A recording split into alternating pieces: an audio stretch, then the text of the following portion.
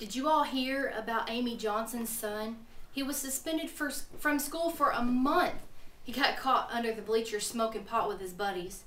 And just last year, her daughter got a DUI, her first year driving. I mean, that is ridiculous. And you know, the sad thing is that keeping drugs and alcohol from your teens isn't easy as you think, so you should give them the facts. Teens see drug and alcohol use just about everywhere that they look. Movies, popular music, and even magazines that they read. But they don't understand that industry just wants to sell their products, and they make it look okay to use drugs and alcohol to do that.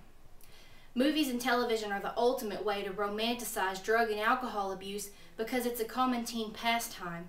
Often, films tend to try and make drug use funny and put it in funny situations so that teens will be attracted to watch it. One of the first movies that came to mind when I was thinking about this was the movie Half-Baked, and it was described as a teenage stoner movie. It was a movie about three stoner friends breaking into a research lab to steal pot to sell and make bail. During the movie, it did show drug use, and it showed them using it, and then it showed them getting in all these funny situations, so it did make it look like it was this hilarious thing. So what is marijuana? But according to the National Institute on Drug Abuse, it's a psychoactive or it's a mind-altering drug.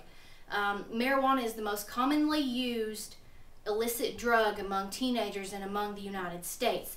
And this is a picture of it. This is what it looks like, a leaf of marijuana. So that's what it looks like.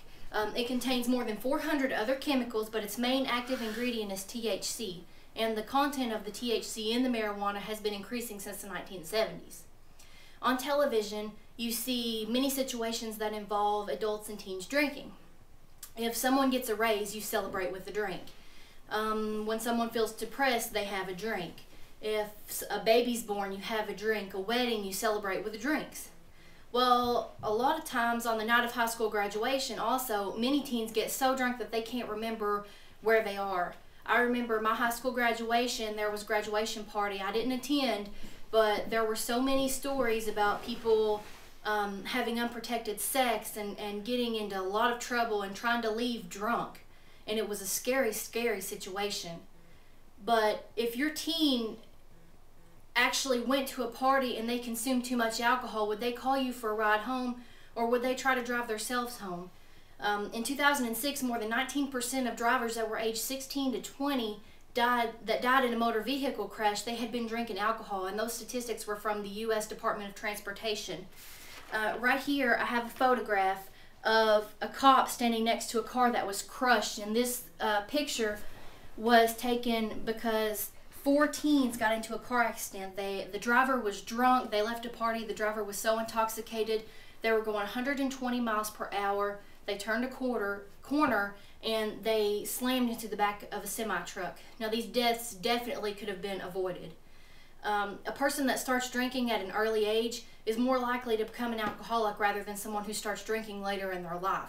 The side effects of alcohol, they consist of blurred vision, staggering, loss of consciousness, vomiting, and alcohol poisoning. When I worked in Lexington, Kentucky, I worked with a young lady who, she was about 19 or 20 years old. She disappeared from work for 2 weeks, and we couldn't figure out where she was. Well, when she come back, she told us that she had been hospitalized for alcohol poisoning. She had consumed so much vodka that she literally passed out, and they had to pump it out of her stomach, and that's a very scary situation. So, not only is the media hurting our youth by enticing them with drugs and alcohol, it's also a contributing factor to our failing economy. By getting our society's youth involved with drugs and alcohol, it definitely makes our economy suffer because of all the self-help options that we do have to provide to them with the taxpayer's dollar. We have to provide rehabilitation centers and clinics to help people kick their bad habits. A study that was originally completed in the 1980s by the Public Health Service Task Force noticed the economic cost of alcohol abuse and drug abuse at an astounding $136.4 billion. That's a lot of our taxpayers' money. Alcohol abuse was costing around $89 to $90 billion, and drug abuse costing about $46 or $7 billion. Now, these estimated numbers consisted of many factors, and that was from car crashes, employment loss, treatment centers, welfare programs, and crime. So what have we learned? We've learned that the media is the greatest influence on our teenage children today, and a good parent would most definitely want to mediate what their child watches and listens to and reads, but don't mediate and not explain to them why. Give your kid the facts. I mean, you want to explain to them why it's bad and what happens when people use drugs. Show them the pictures of the car crashes and let them understand. Don't leave them out of the loop. So if they want to know the facts and you tell them, you know, they'll make better choices when you're not around. So I do want to appreciate you guys for listening to the speech, and I want to show right now my audience. I have my 4 cousins that are watching on webcam right now. So if you guys can hear me, give us a wave. There they are. And my husband also, who was recording the speech, he was also here listening in person.